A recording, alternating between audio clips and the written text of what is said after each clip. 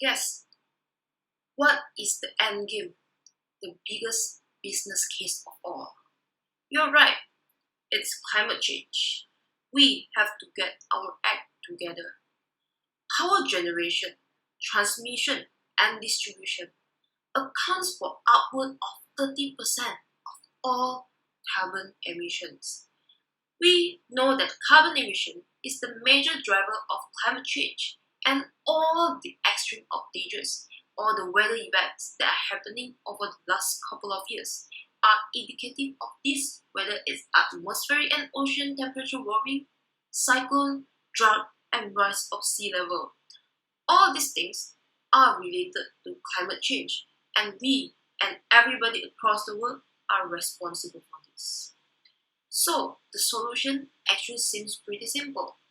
We switch to the solar energy, we put in some batteries, and we all get electric vehicles, and we are pretty much good to go, right? Yeah, but not quite. Hooking up all those devices to the grid causes a lot of issues for the electric utilities and even can overload the grid to the point of collapse.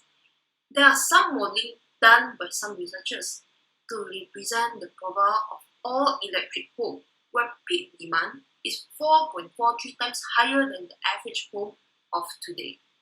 That's caused by us charging our electric vehicles at nighttime when prices are at the lowest, which means to handle that increase in peak demand, we'll need billions of dollars to upgrade the grid capacity, and that kind of cash flow is hard to get unless we get creative with concepts like transactive energy, which rely on utilities incentivizing device owners to shift their usage habits just a little bit.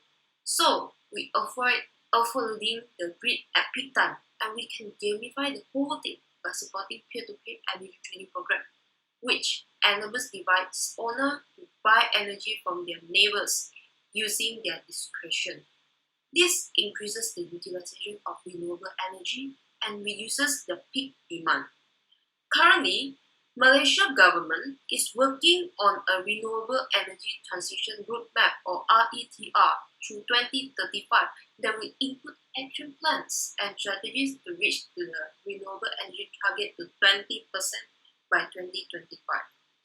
In fact, peer-to-peer energy trading could motivate more people to generate their own renewable energy, and carbon emission production is reduced, which lead to reduction of global warming effect.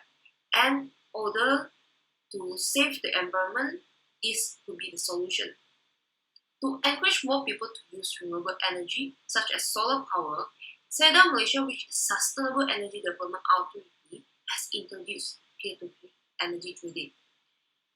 Under this program, those who generate excess energy through their solar PV panels will be able to sell their additional power to other consumers. Consumer purchases excess energy from other consumers, and the rest of the time they can buy it from TNB.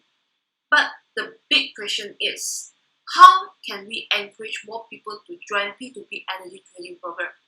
Is there any actual benefit can be gained by participants and environment? Here is why my FYP comes. By using motivational game theory, we can motivate people to come and join our P2P energy trading program. So, what is game theory? Why is it so essential? Game theory is the process of modeling the strategic interaction between two or more players in a situation containing the set rule and outcome. Game theory approach is introduced and used to develop the P2P scheme since it requires the users to be interactive. The purpose of game theoretic approach is to get the outcome of the player's action depends with another player's action so that everyone can get the maximum benefit throughout the entire process. My FYP creating simulation on how much each participant can earn by participating in this program and calculating the carbon emission reduction per day, month, year by using the load and solar curve data with the hope that this can motivate more people to use the renewable energy and cut off the non-renewable energy usage, which are the key solver of the climate change issue